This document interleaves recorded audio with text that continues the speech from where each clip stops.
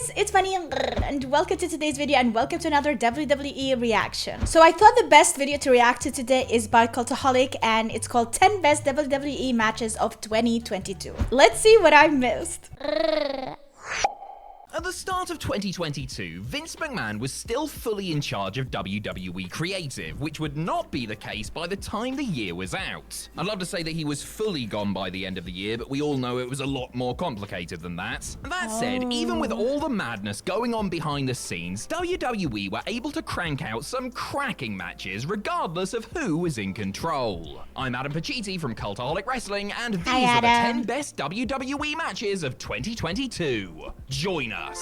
Okay. Number 10, Roman Reigns versus Logan Paul at Crown Jewel. It speaks volumes to how up and down 2022 was that YouTuber Logan Paul, being an incredible wrestler, was only like the 4th or 5th mental thing that happened all year. The influencer made his WWE debut at WrestleMania 38, teaming up with The Miz to take on the Mysterios. He then fought Miz one-on-one at SummerSlam before eyeing up in just his third ever professional match, an undisputed Universal Championship title match in Saudi Arabia against Roman Reigns. Dude, like imagine putting this guy first year ever in the company against your head, like against the best player you have out there for the main of the most main events ever. Like what?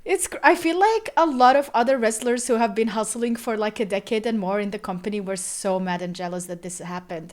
I understand the business perspective out of it, but at the same time, it's so mean.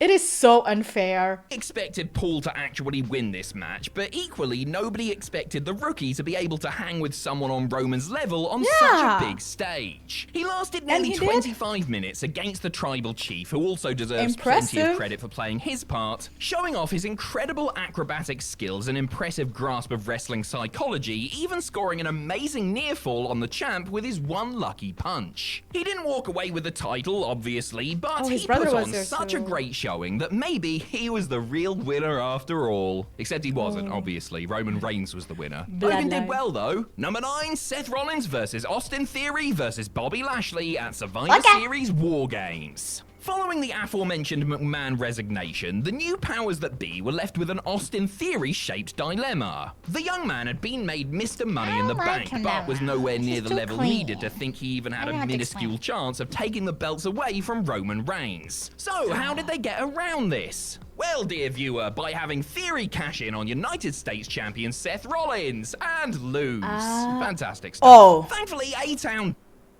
He lost! Oh my god, I would be devastated. Oh my goodness. Down was able to course correct somewhat by having an amazing 3-way match with Rollins and Bobby Lashley at Survivor Series. On paper, this trio made for the perfect mixture of strength, speed, agility, and character dynamics to produce something excellent, and thankfully, that is exactly what happened. The combatants involved made excellent use of their environments, playing off each other to generate some truly unique spots. Take Rollins jumping off of Theory's back to land a super duper curb stomp onto Lashley. How often have you seen that before? Theory would get his win back after a misjudged spear from Lashley to win the Star-Spangled Belt. Was this enough to erase the humiliation of his failed cash-in? No, nothing ever could be, but at least he tried. Number 8, Bianca Belair versus Becky Lynch at WrestleMania 38, Night 1. At SummerSlam 2021, Becky Lynch made her surprise return from maternity leave to a huge babyface pop, only to immediately turn heel by beating SmackDown Women's Champion Bianca Belair in just 26 seconds. No way. A whole match for 26 seconds. Raw belt, it's complicated. Charlotte Flair was there. What is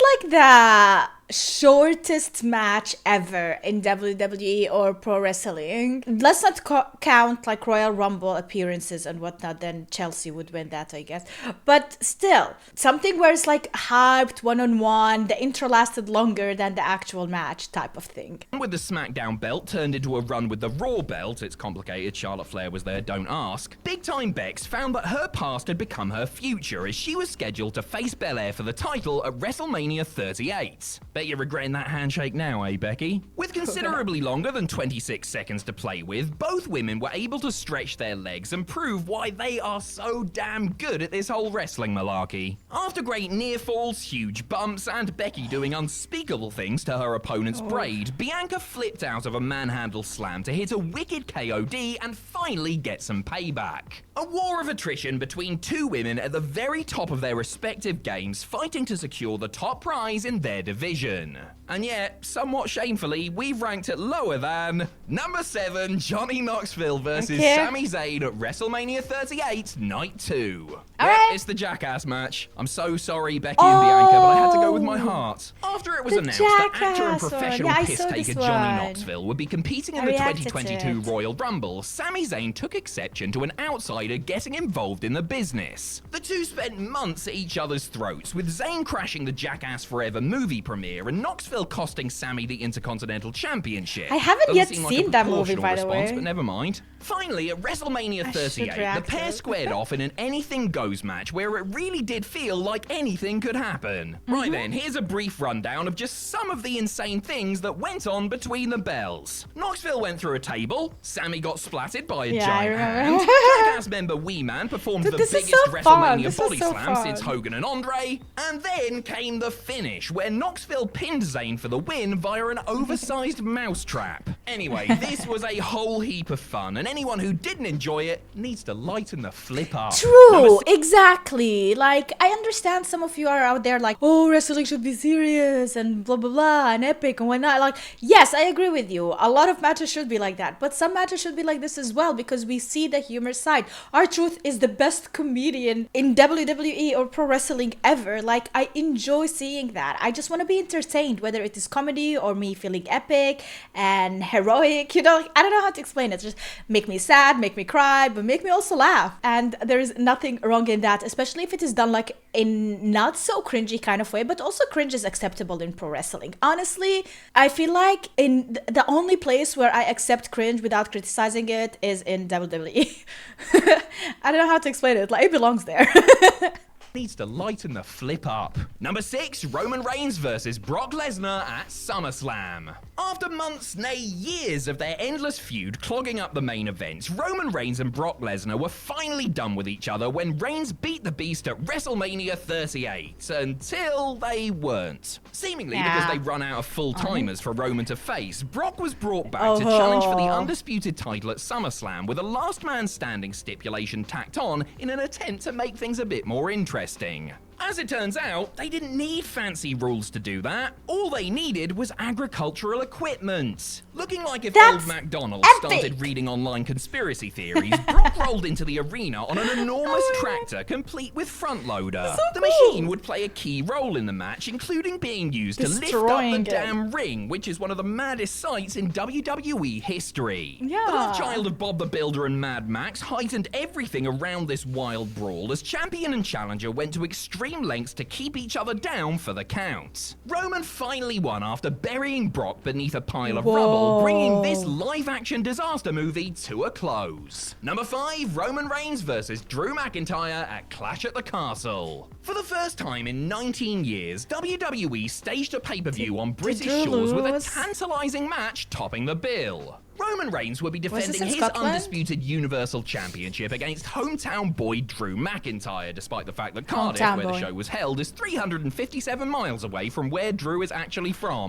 Triple H, who had only recently become head booker, did a great job in building Drew up as a credible threat, and with a sort of native crowd behind him, I mean, I don't think for Triple H it was that hard to build Drew as a threat. Like, look at the guy. He definitely is a huge threat. What are you talking about? That's an easy thing to do. And with a sort of native crowd behind him, support for the Scotsman was sky high. What followed was a brilliantly plotted sports entertainment headliner. The action started slow and built gradually over time, getting more and more intense as the minutes ticked by and the wrestlers' big shots all missed the mark. The apex of the drama came when McIntyre looked to have the match won, only for a hooded figure to break up the count. This was the main roster debut of the Bloodline's newest member, Solo Sikoa. Reigns had cheesed another win, and the British fans had received a great show closer, if you don't count the weird Tyson Fury karaoke part, that is. Number 4, the Bloodline versus Team Sheamus at Survivor Series War Games. The second Vince McMahon was out the door, Triple H Oh my took God, the that actually scared opportunity me. to break out his favorite toy set that his mean old father-in-law wouldn't let him play with. Aw. This was War Games. Sorry, that should be War Games. Wait, do we have War At the Games? I 2022 haven't seen War Survivor Games. Series, for the first time ever, this legendary WCW creation featured on a main roster WWE show, and whilst the women's match opening the night was very good, it was never going to compete with this. On one side, you had Roman Reigns, the Usos, Solo Sikoa, and honorary Us Sami Zayn, squaring off against the Brawling Brutes, Drew McIntyre, and Kevin Owens. That is a lot of people with a lot of history together, and all of it was on show in this emotional affair. The high point of the story came when Zayn was forced to choose between his new family and his old frenemy, eventually siding with the Bloodline to hand them the match and finally be accepted wholeheartedly into the group. That's so sad All for this Kevin. came after nearly 40 minutes of cage-based violence, giving fans that had never seen War Games before a great first impression.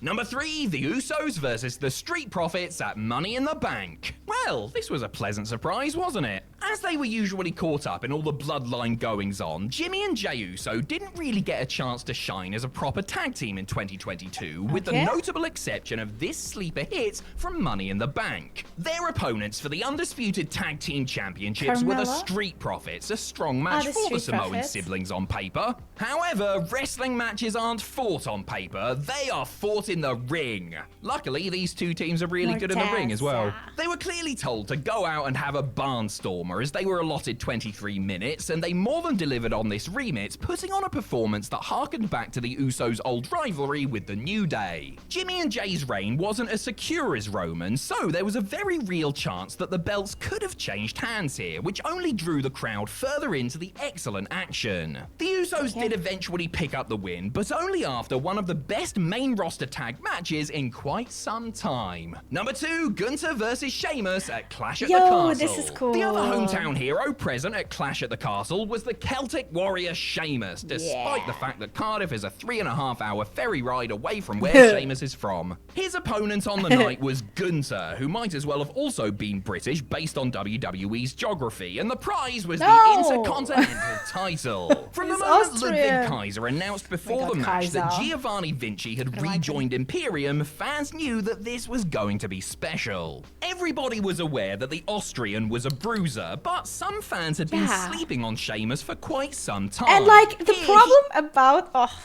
the picture I paused on.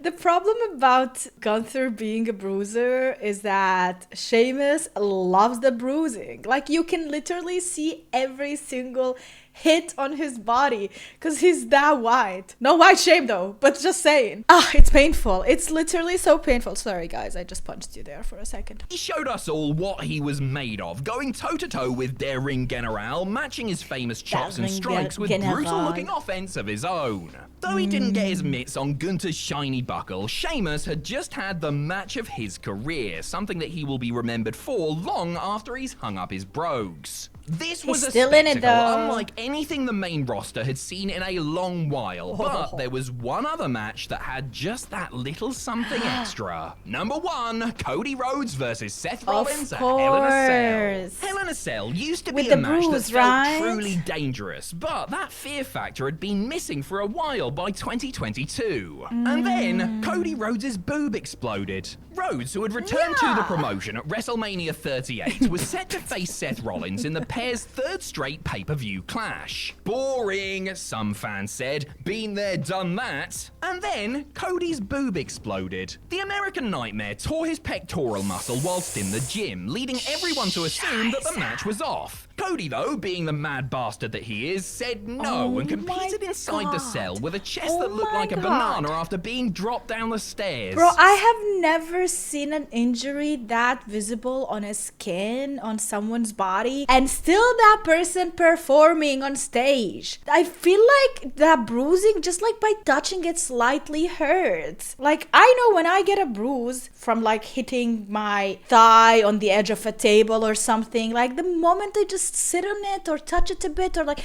it hurts. It hurts so much. So what kind of pain was that guy in, and how many painkillers did he have to take to be able to perform this? But mad respect. Mad respect. Say what you will about whether or not Rhodes should have competed that night, but you can't deny that it didn't elevate everything that went down. Rollins did amazingly well to work around his opponent's injury, even incorporating it into the match, which just made everything feel that bit more dangerous. When Cody pinned Seth, a legend was born. This is the match that made him a WWE megastar, and all because, say it with me now, his boob exploded. I don't think boobie explode. He's very grateful to that boobie. Well, actually, yeah, I guess that's the way Cody became who he became today. But that tells you how much they appreciate. We, as well as the company, appreciates when you go through all the pain to perform and be there. It's not an easy sport. It's a very difficult and very demanding, especially physically on you. And only the craziest of them can succeed, because how crazy could you be to do this to yourself? To put yourself in that position with your boobie exploding. That's pain, brother. Cultaholic being careful, WWE didn't sneak in one last 2022 match. I see what you did. What do you mean?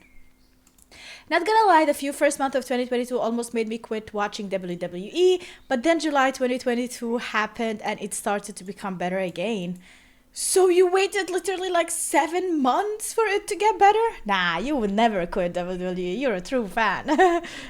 I'm such a child. The Cody's boob exploded had me laughing more than it should. Okay, that is it, guys, for today's video. I hope you enjoyed it. If you did, make sure to leave a like and subscribe for more. Check out my Patreon, patreon.com/supportbunny for more content. More WWE content. Have a wonderful day. Bye.